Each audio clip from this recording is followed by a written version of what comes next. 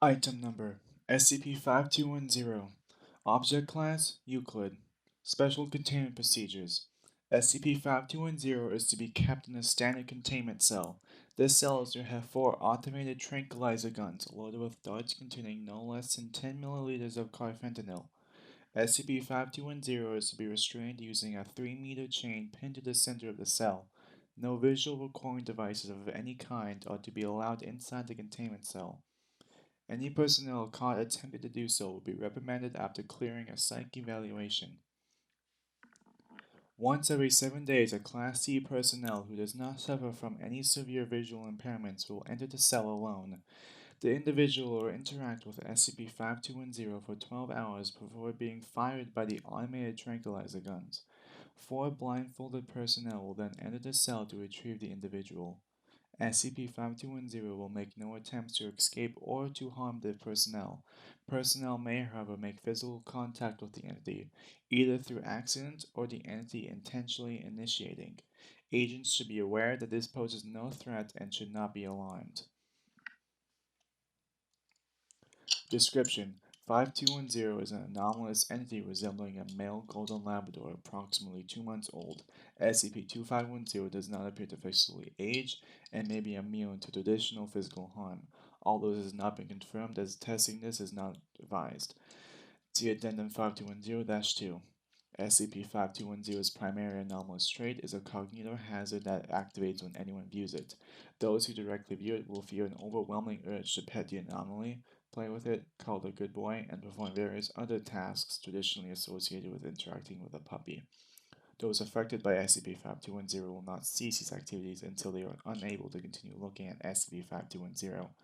Natural blinking will create a vague sense of unease, but will not be enough to free the individual from the cognitohazard. See Addendum 5210-2. Those who have survived interaction with SCP-2510 described having it at the time believed it was the greatest life experience and that no other experience could ever be greater.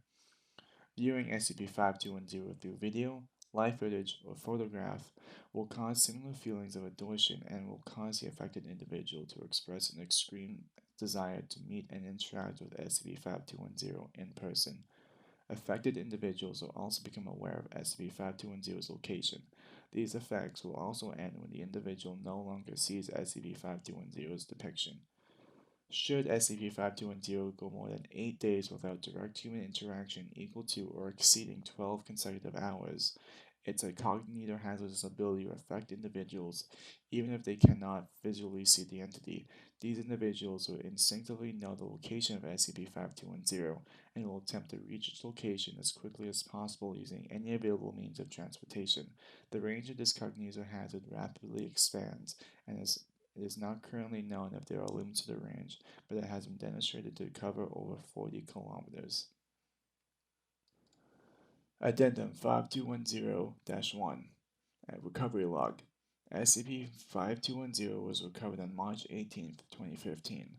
On March 12, 2018, the Foundation intercepted satellite images of the town of Wyoming, revealing that the inhabitants were dead. There were no signs of a struggle, of conventional weapon use, or of any known disease being responsible.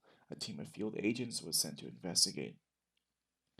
Agents reported seeing empty homes and empty streets. The doors to the homes had been left open and no cars were present on any of the streets. After 15 minutes, agents found a street containing dozens of vehicles parked haphazardly, with several having crashed into each other around the alleyway. Several dead bodies were found at the edge of the alleyway, with a large pile found inside the alleyway itself. It was later confirmed that the entire town population had died there. While examining bodies, Field Agent Hernandez reported having heard a whimpering sound coming from beneath the corpses at the end of the alleyway. After removing several corpses, SCP-5210 was discovered to be seen by all agents present. No contact was received after 2 days, given that the town of was a 2-day drive from the nearest Foundation facility. Response time was delayed. Of the 6 agents sent, only Field Agent Hernandez returned. He was suffering from the effects of sleep deprivation and dehydration. SCP-5210 had been contained in the back of a transport truck. Field Agent Hernandez gave a brief explanation of 5210's primary anomalous trait before passing out and being taken to the site medical bay. Addendum 5210-2. Interview log. Interviewed. Field Agent Hernandez. Interviewee, Dr. Bernstein. Forward. Agent Hernandez has awoken after retrieving SCP-5210 and is undergoing a psych evaluation. Begin log. I don't understand why this is necessary. It's not uncommon for things like this to happen in the field. You know good and well why it's necessary. We don't fully understand the nature of the anomaly. It could still be affecting you now. It's out of my head now. Doctor, my name is Agent Hernandez. I work for the SCP Foundation. My job is to help the Foundation secure, contain, and protect. How's that? You understand why that's not good enough. You need to work with me. Help me understand what happened. Like I already said, the thing controls you when you look at it. It made us all dotted like a child. That's all there is to it. And what of the other agents? What of when it made you? It didn't make me do that. The only thing I did there was when I was in complete control. Please, just walk me through it. What did it make you feel like being affected? Are you married? I don't see the relevance of the question. I'm married. I got a 2-year-old boy back home and a girl on the way.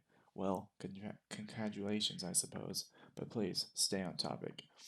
I remember when I first saw her in a wedding dress. I thought I would never see anything more beautiful, so wonderful, ever again. But then we had a son. It was different, but seeing my boy in my wife's arms, I thought nothing could ever compare. And I saw that thing. Suddenly, my wife and son were no better than dirt. They were trash. Nothing could compare to that thing, I thought. Cognitohazards can overrule all logic and emotion, so this anomaly made you feel like it was desirable. Is that it? It was more than that. It's tough to explain. It looked like just a normal puppy. It rolled over, nuzzled, licked our hands, all that stuff. But I could feel something more sometimes. It was like it needed us, like it desired us more than we desired it. But there was a hunger there. It might be from the blinking. I tried not to blink, I think we all did, but we couldn't stop ourselves. It wasn't enough for us to react, to do anything before our eyes opened again. But it let me feel, if only for a moment. And this went on for several days. Tell me, did you feel tired, hungry, or did it remove those feelings? I still felt all of it. I just powered through it. We all did. I honestly didn't know I had it in me. But I pushed through the pain, the hunger, all of it. The hardest was the smell, the bodies. They were just starting to decompose when we arrived. And we were sitting in them, literally sitting on these bloating corpses. The fluids, we just sat in them, let them soak into our clothes, into our skin. I wanted to wrench, but I didn't. I fought it so I could keep hitting that thing. What did what did break you free? I need details. You claim you were in control of yourself when you apprehended the anomaly. Here's the thing. I'm not allergic to dogs. I don't think I would have made it past a second date with my wife if I couldn't be around dogs. She's obsessed with them. I'm telling you this because I honestly don't know what made me sneeze. But I did, and I sneezed hard. It it kept my eyes closed for just long enough for me to get back in control and keep them closed. So there I am, my eyes closed, body aching, and close to passing out. And my teammates were all still under its control. So I unholster my pistol, feel around for the thing, and fire 3 shots into it. I'm sure I hit it, but it didn't work. And that's when I felt it. I don't know how else to say it other than it felt dark. I hear Agent William. She's always loved dogs, so maybe this thing hit it harder than the rest of us. She she says that I need to open my eyes and look. Her exact words were, "Look at him. He's such a good boy. He's such a good little boy." Next thing I know, the agents were grabbing at my face. They were clawing at my face. They tried to force my eyes open. I tried to fight them off, Doctor. I swear I did. But I was so tired I didn't have the energy. I couldn't fight, so I started shooting. I emptied the clip just to be sure. Once it was just me and the thing, containing it was just a matter of dragging it and feeling around until I got to the transport vehicle. It didn't really put up any resistance. I guess it got what it wanted.